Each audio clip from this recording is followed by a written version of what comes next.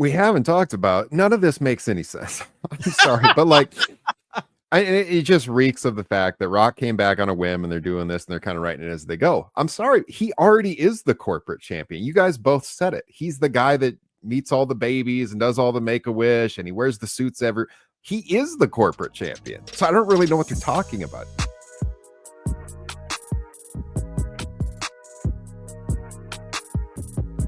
What is going on, you guys? Welcome into the Takedown on SI YouTube channel. Rick Ucchino, Zack Heydorn with you here as always. And why is it every time we start recording? Dude, I'm telling you, man, Hey, like it's Chicago. like they wait for you to hit record, okay? We were literally talking like just shooting the shit about football for like 3 minutes. It's the WWE logos. They're coming after you. Yep, Jeez, they're Scott gone Steiner now, though. They just want to interrupt our intro. That's it. So you can go. Well, you can hit it again if you want, Rick. No, screw it. We're rolling. Rick Ucchino, Zack. It's total chaos here on the Takedown. Rick Ucchino, Zack Heydorn here with you guys as always. The police are here as well, and so is Ryan Droste from the team joining us this week. Appreciate you guys tuning in. Are we ready to talk a little Elimination Chamber this Saturday up north, the 51st state of Canada in Toronto? Zack, what is your expectation level for the show this weekend? Are you feeling excited heading into I am. Yeah, I think for a multitude of different reasons. One, I think that WWE these days has figured out how to make these PLEs feel really big. And they've done the same thing with this one. They've got a couple big matches. They've got big stars in those matches, storylines within them. So I think that's good. And then, of course, now we've got the angle with The Rock that kind of anchors and puts all of that other stuff kind of in the background for better or for worse. So no, I think it's going to be, a fun weekend. I think it's going to be a fun show. When you look back at other Elimination Chamber events and matches, like I think, this one, has the makings of to be really, really good. And so I'm excited.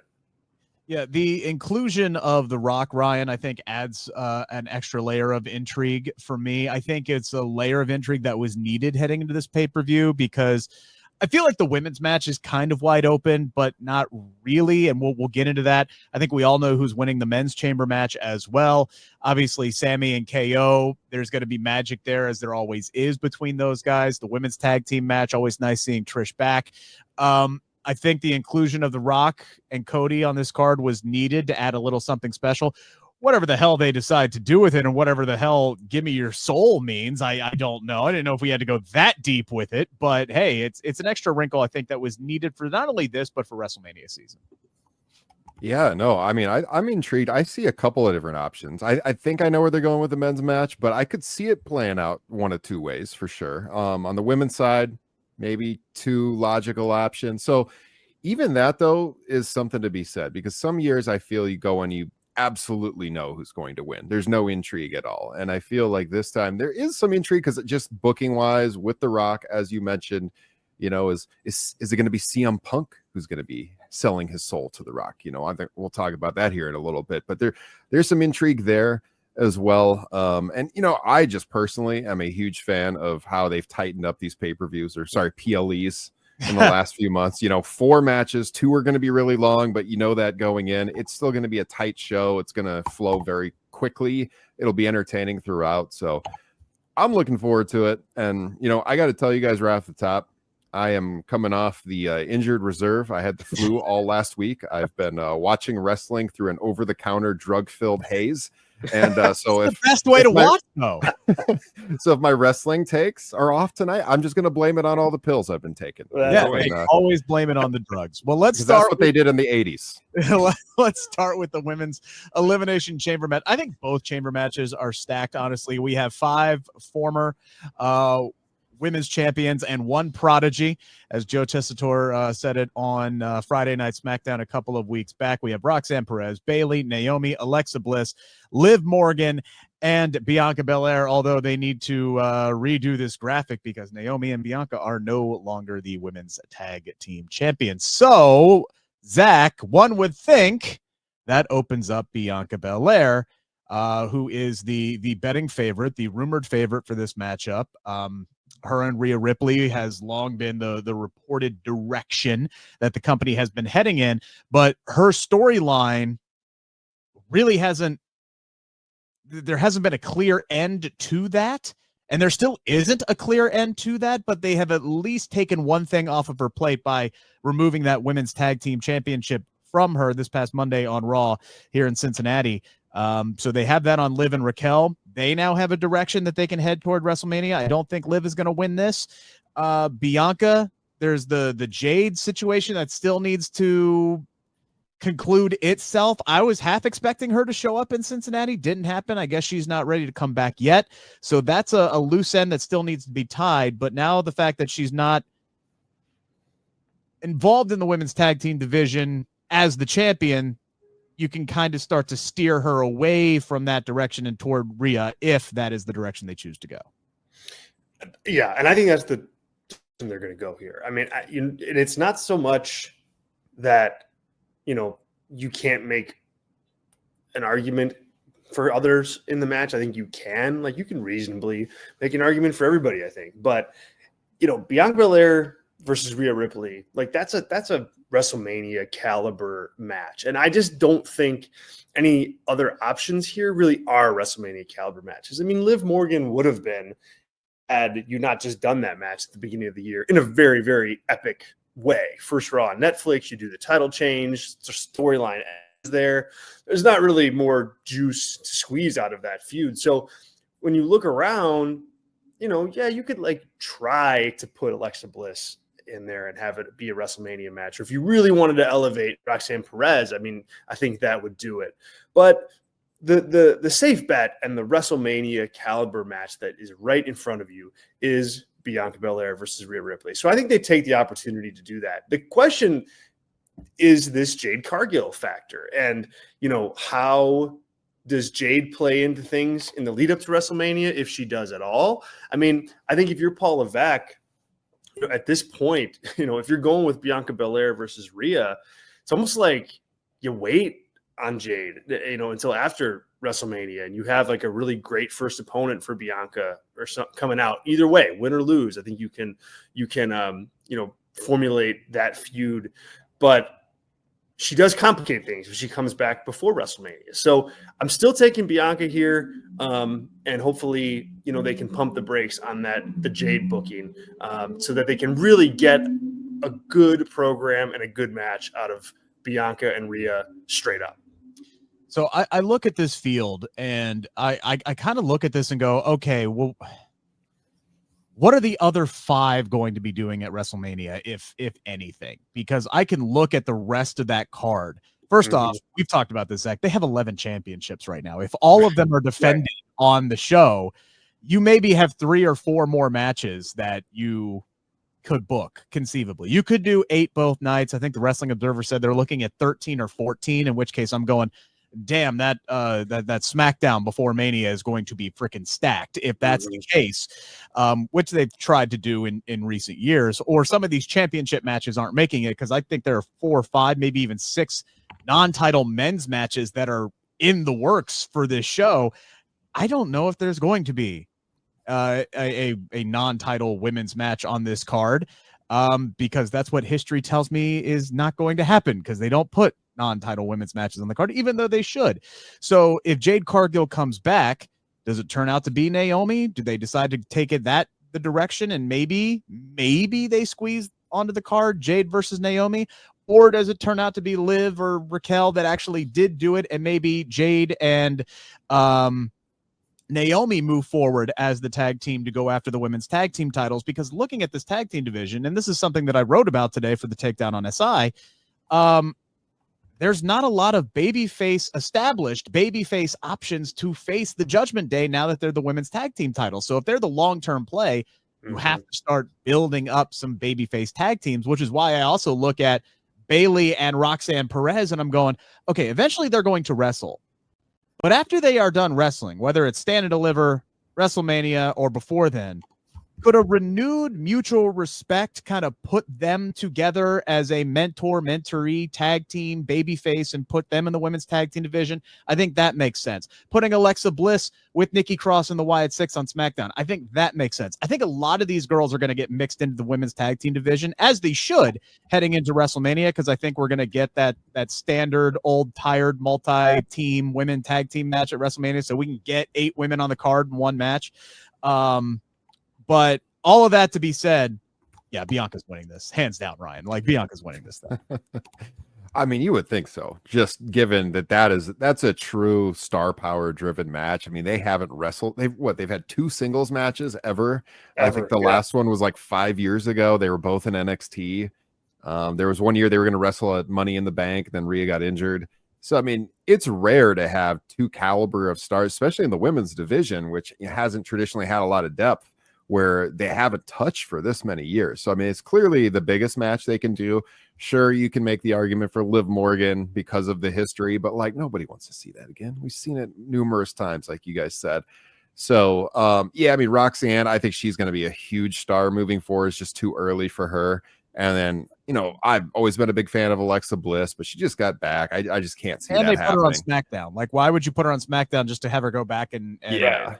Yeah. So it's got to be Bianca. And I think one of my curiosities on this is, do you turn Bianca in the build to being a full-fledged heel? Is maybe when Jade comes back, maybe Bianca was behind taking her out. Who knows? That's a way they could bring Jade back into the fold. It's just, I don't think anybody's going to get cheered over Rhea Ripley right now. And Bianca is such a great heel in the past that, yeah, I'm just curious if they'll go that direction or if they'll keep it babyface. And there's the other option here. I mean, there's still 7 weeks until WrestleMania. I mean, there's a lot of time. I mean, I don't hate the heel turn idea for Bianca, just because I think, generally speaking, that works better for big matches like this. And because Bianca is involved in that Jade stuff anyway, it's a real easy way to do it, like you said, Ryan. So with 7 weeks left, I mean, I think that would really make Bianca Belair's character very interesting. The only thing it might do is put Rhea Ripley in the background, in the build of WrestleMania, which, isn't something you really want either. I don't think they're going to force anything. I think Paul is going to let the audience dictate what he does, because that tends to be, he doesn't try to force things like Vince, right? Like Vince, you got Becky Lynch and Ronda Rousey coming back in the same weekend, and he makes Ronda a babyface and Becky a heel. Like, what the hell are you even trying? Like, why are you swimming upstream with no paddle? That makes no sense whatsoever, right? So Vince never pushed his agenda on anything. No, absolutely not. Didn't do that at all. I don't get the sense that Triple H does that. I think if it makes sense, and if maybe the audience starts going, because there is a risk of splitting your audience doing babyface, or maybe just everybody's happy and they're like, hey, let's go, big time matchup, and everybody's great and you can move forward. You don't have to do a damn thing. But if you do split your audience and one starts to go one direction, maybe that dictates where they go. But I was on the same page with you. It's like, do you turn one of them heel if you do this? And that's going to be interesting to see. But yeah, Rhea Ripley right now is the all-star. Yeah, the massive all-star of that division. But we're all in agreement on this one. Bianca is walking out the winner. How about, for seemingly the 500th time in the rivalry that nobody somehow gets tired of, Sami Zayn, Kevin Owens, unsanctioned match. These two guys, hard to believe here, Zach, are probably doing the best work of their careers. They just continue to get better. They continue to evolve, and they keep finding a way to make us care about these guys, whether they're teaming together or whether they're trying to kill each other. And I feel like that's what's going to happen this weekend. The real winner is us. We win in this situation.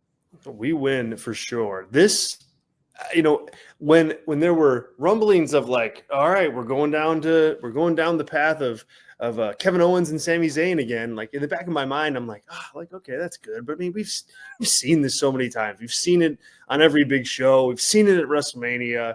Like, what more could they add here? And then, you just let two pros go to work, do their thing with characters that they're like comfortable with, that they know well, and you just put that on TV and you just let it flourish. And that's what's happened here. I mean, Sami Zayn in that sit-down interview last night on Raw was just money. Like, that's a money babyface promo. It's got edge to it. It had a little darkness, little I'm kind of twisted. I don't know who I am. I don't know what's happening anymore, but I'm going to destroy this guy on Saturday night, and it's not going to end well.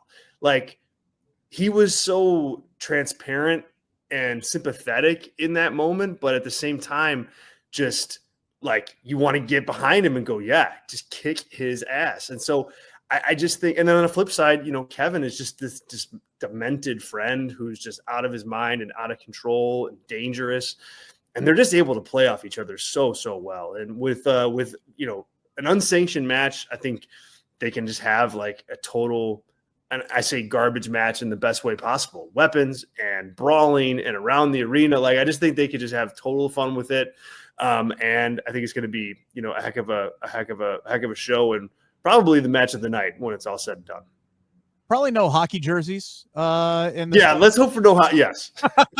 But who's winning, Zach? Who's winning? Oh, yes. I'm gonna. Oh God, man, it's tough. I think Sammy. I think Sammy's got to get the W here. I think if you're gonna extend this to WrestleMania, I think you want Kevin Owens. Like, if you're gonna go that route, I think you need to have the heel kind of still tormenting the babyface to try to get that second match or make that second match viable. If you're not going to do it again, then babyface has to win. Babyface has to go over. The good guy has to get the W. So I think either way you go here, as much as it hurts to give KO another loss, I think Sammy gets it, and you can certainly protect KO with some kind of wonky unsanctioned match style finish. Sami Zayn is winning because I'm going to keep calling this until it actually happens. Randy Orton is going to come back. There you go. Right. Randy Orton is going to come back to seek his revenge and set up KO versus Randy at WrestleMania in Las Vegas. I genuinely have no idea what Sami Zayn is doing at WrestleMania this year, and I don't think he knows what he's doing at WrestleMania this year. Something they got to get figured out, because he is one of the top WrestleMania performers in the entire company. But just listening to him talk on the media conference this week, he made several references that he said this felt like a WrestleMania weekend for him. So I'm wondering, Ryan, if he doesn't think he's going to be in Las Vegas. But I think they give him the win over Kevin Owens because Randy Orton finally shows up. I also think Orton's going to be involved, but I'm actually going to counter to you guys. I think Owens is going to win. Okay. I mean, both these guys need a win, but I think Owens really needs a win. And I'm going to predict that Owens beats Zayn, and then there's some kind of like post-match beatdown going on, and he just is really going after him, and then Orton comes out, and Orton basically is like calling off the dogs, and he saves Sammy in the post-match beatdown, and then that sets up this Orton KO match down the line. I mean, it's a tough call. I could see it going either way. You could also have obviously Orton cost KO the match. I'll go with that first option that I laid out though. But I agree with you, Rick. I think that Orton KO is the match for WrestleMania. Although I wouldn't complain seeing these two on the biggest stage, and I think it would be absolutely criminal if Sami Zayn wasn't on WrestleMania. So I sure hope they have a direction for him. I do too, because right now the only other direction they really had, like the only other person he's really involved with is Karrion Kross. I like Karrion Kross. I think he's an underutilized talent, but I'm sorry, I'm not convinced that Sami Zayn and Karrion Kross is going to be on WrestleMania with the stack card that they had the possibility of putting together. I just don't see that making the cut, unfortunately. We have a women's tag team match: Trish Stratus, Tiffany Stratton versus Nia Jax and Candice LeRae. Now, I had thought that Trish would come back and wrestle Tiffany for the title in Toronto before the Royal Rumble kind of set all of everything like this into motion. But I'm happy to see Trish back. It's her 25-year anniversary. I believe her 25-year anniversary is on March 19th, so 18 days out from her 25-year anniversary of her debut in WWE. She gets to wrestle in her hometown. Nice tag team match. Look, is there any chance in hell Nia and Candice LeRae are winning this? Hell no. Candice LeRae is taking the fall, Zach. Like what are we doing? Like, there's not really a lot I can add to this because this build hasn't exactly been great. A lot of SmackDown hasn't been great as of late. It's kind of like if you watch Raw and you watch SmackDown, it's hard to believe they're run by the same company right now because Raw has just been so damn good and SmackDown has been kind of lying in the weeds lately. The build has not been great to this. I'm hoping the match over delivers. I think Trish and Tiffany are winning. You're on mute. That's More because sirens. another fire truck went by. I knew it. So that's why I did that. But as I was saying, and before I was rudely interrupted by the mute button, there's just not much to say about this one. Like Trish is winning in Toronto. I think that's good. I think that Tiffany, needs to be on the winning side of this heading into her WrestleMania title defense against Charlotte. I think if it ends up being a good match, that's kind of more than the build called for, and that would be a pleasant surprise. Yeah. No, it's the lock of the night. I mean, first of all, you can't beat Tiffany Stratton with either of these two heading into WrestleMania, and you certainly can't beat the team when Trish Stratus is coming back. So, I mean, it may be asinine for them to lose. There's no way they're losing this match. Yeah, and I don't think the match is going to be bad. I just don't. It's just the build to it has been kind of rushed and a little lackluster. And I think Trish's schedule had a lot to do with that. They really didn't bring her into the fold until a couple weeks ago. And then it was like, boom, let's do a tag team match. And I'm like, okay, but you and Tiffany were at each other's throats like just a couple of months ago, which is why I thought you two would be fighting. So they've really kind of rushed a lot of this. But I'm hopeful that this will at least be worthy of our time to watch. And with the talent involved, it absolutely should be. The guarantee this match is going to bang. I mean, just look at the field, guys. Damian Priest, Logan Paul, Seth Rollins, Drew McIntyre, CM Punk, and John Cena, the men's elimination chamber match. Is it really that simple, Zach? Is it really that simple? Like, John Cena's winning, right? Like, to me, the interesting part is, how do the other 5 guys get eliminated in this match? Because that is going to, I believe, help set up their direction for WrestleMania 41 in Las Vegas. I think John is winning hands down. Whether or not he gets a major assist in doing that, whether he flat out earns it, whether there's some kind of shenanigans at play. Because, I mean, all these guys are feuding with different people and one another, and we know there are ways to get inside a cage. It's not, we've seen people sneak into the Elimination Chamber before. I'm interested to see how this one shakes out, but no matter what happens, I do expect John Cena to win this one. I'm taking John Cena. I think you can make arguments for other people. I think there's other moves right now that would be more interesting, than that in this match. Even if you want to go down the same route of like having, CM Punk become corporate CM Punk and sided with The Rock. I mean, I think that's even more compelling. But the bottom line here is, which is just, it's such a meta way to look at it, but this is Cena's last WrestleMania on the big retirement tour. Yeah. There's no way he's not wrestling in a huge match on the show. So there's only one spot for him right now. If Gunther was still open, okay, maybe you can make an argument for somebody else. But the bottom line is Cena's going to be in a big time match, big time program, big time feud going into WrestleMania. This is his last chance to really get into that mix. So I think he gets the W. Now, the question is, does he get it as good guy John Cena babyface, or does, he shake things up for the final run and side with The Rock, and you have this Cody against Cena backed by The Rock type thing heading into WrestleMania? That's better than, I think, babyface versus babyface Cody versus Cena, because I think that match has issues, but this is Cena's match to win.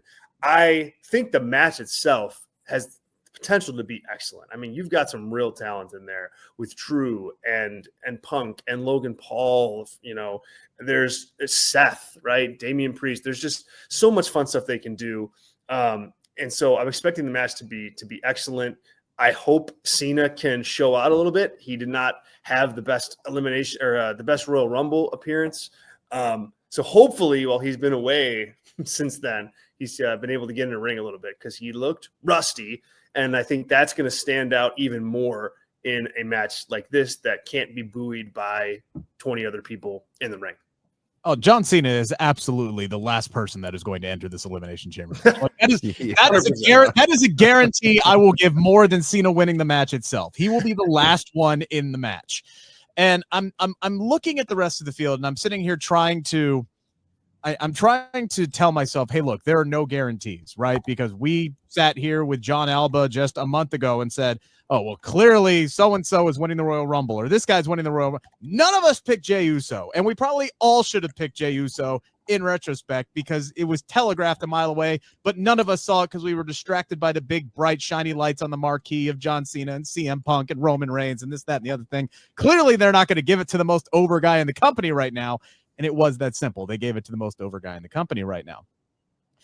But could you do something where, again, it's that sleight of hand thing. It's like, oh, well, clearly it's going to be Cena. Clearly it's going to be Cena. Clearly it's going to be Cena.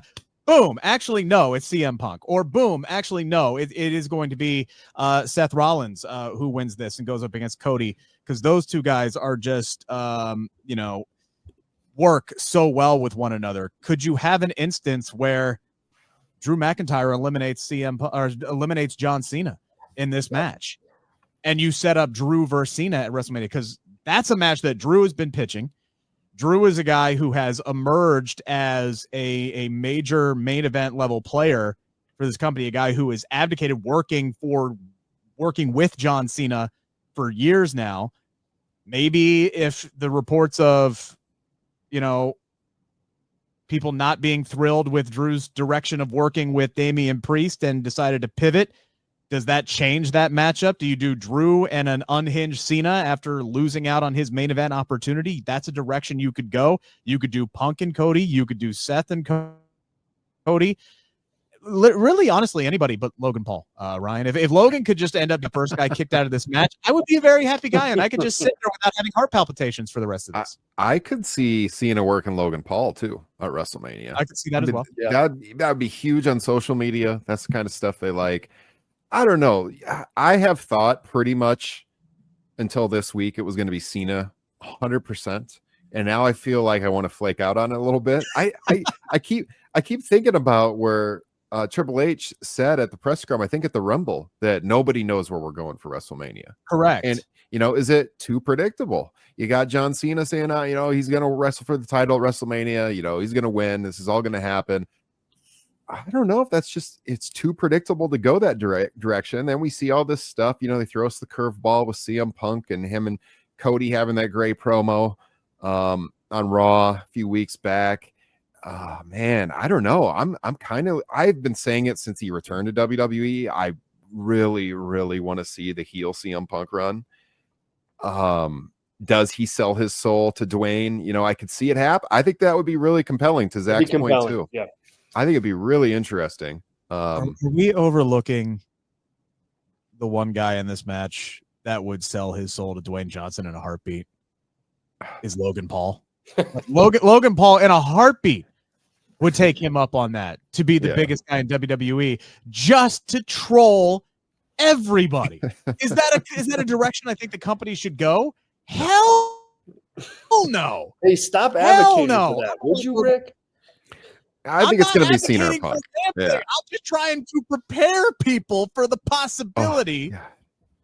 Could you imagine a Rock-backed Logan Paul versus Cody Rhodes at WrestleMania? Jeez.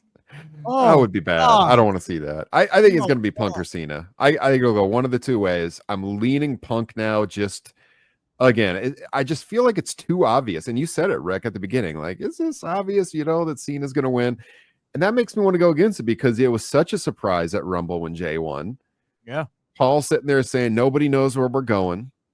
I mean, nobody probably was forecasting a Punk heel turn and teaming up with The Rock. I don't think anybody could have forecast that a month ago. So, I mean, he could just win straight up too. It's not like he has to team up with The Rock. But man, I think I'm going to go CM Punk. I've talked myself into it. Again, it might be the all the medication I've been taking lately. It might be.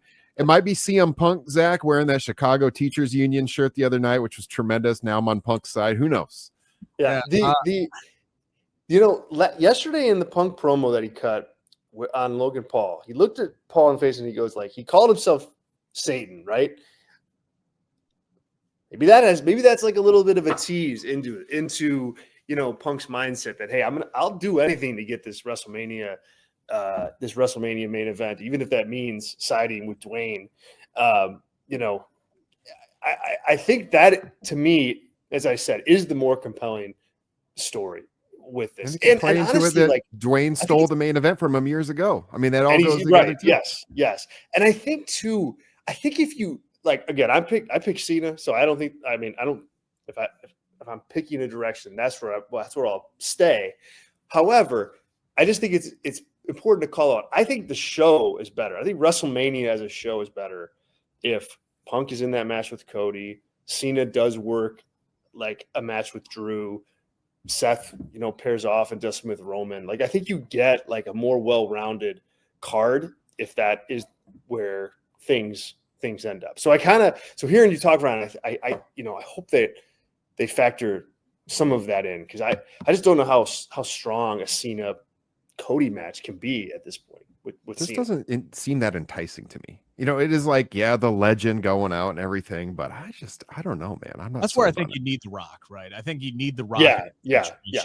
Which let's get to it. The Rock has asked Cody Rhodes for his soul. He wants him to be his corporate champion. He wants him to give up his entire value system, everything he's worked so hard for. He's basically saying, hey, look here, kid. You don't have to fight anymore. I will give you and your family everything you have ever wanted.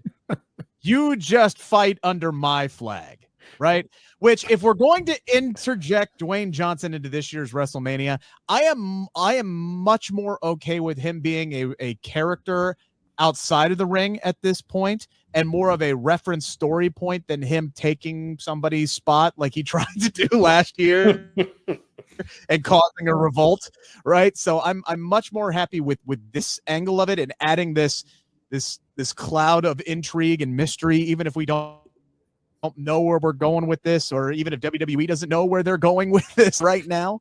I do not think Cody Rhodes sells his soul. I think he is the ultimate good guy in this situation. As much as people want dark hair, dark suit, mean Cody Rhodes back, I don't think we're getting that yet. He's still massively over. I can report Monday night in Cincinnati, I'm still have hearing problems from all of his pyro and people singing along to his song and screaming for him and everything. So he's still massively over.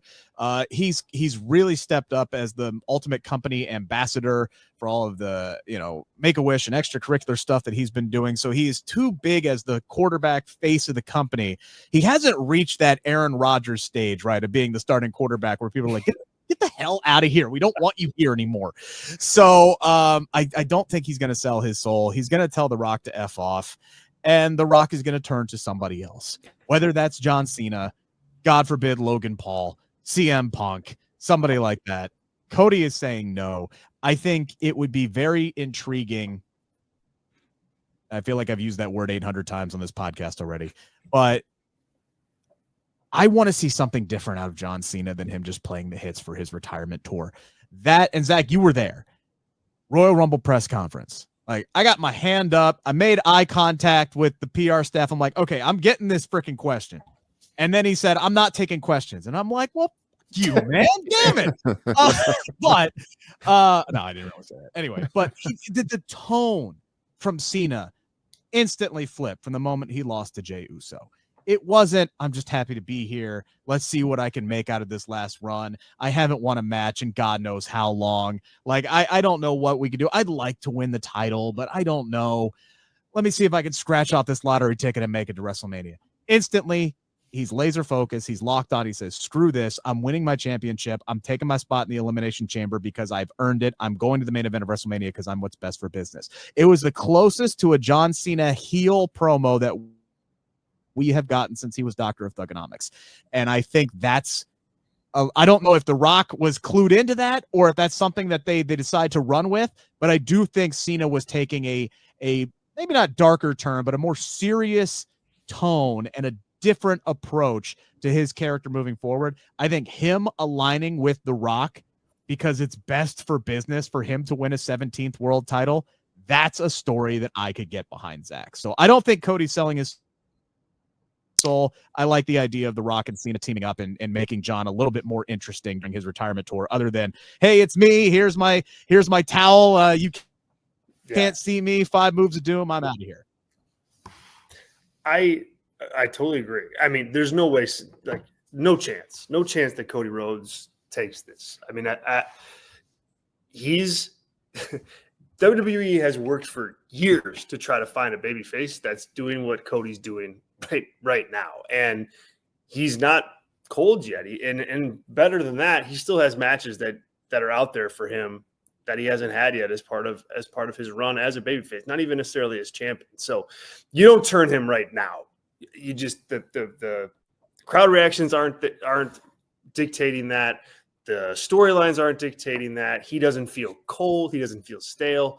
You ride this out. And that means, if that means pivoting elsewhere on the roster, then that's what you do. Cody's the golden goose at this point. And so I think that's what we'll see here. I think you articulated it well with Cena. I think, it's a, compelling way for him to not only be featured at WrestleMania, but also the rest of this, the rest of the retirement run. I think it helps him stay a little bit fresh. And then, if he kind of wanted to wrap up with like a goody John Cena final match type event, you can go back to that. But yeah, I think that has the most depth as far as good storytelling goes with John Cena.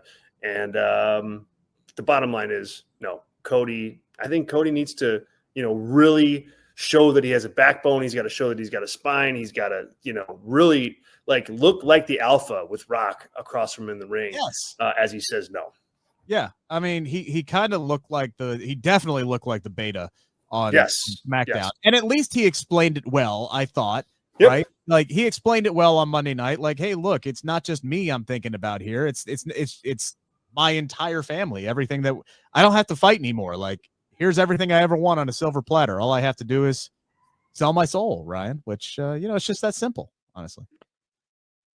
We haven't talked about, none of this makes any sense. I'm sorry, but it just reeks of the fact that Rock came back on a whim and they're doing this and they're kind of writing it as they go. I'm sorry. He already is the corporate champion. You guys both said it. He's the guy that meets all the babies and does all the Make-A-Wish and he wears the suits he is the corporate champion. So I don't really know what they're talking about. You want to make him like the evil corporate? Okay, whatever. But you look at Cody Rhodes and what I see is corporate champion. He is the most corporate champion. He wears the 3-piece suits everywhere.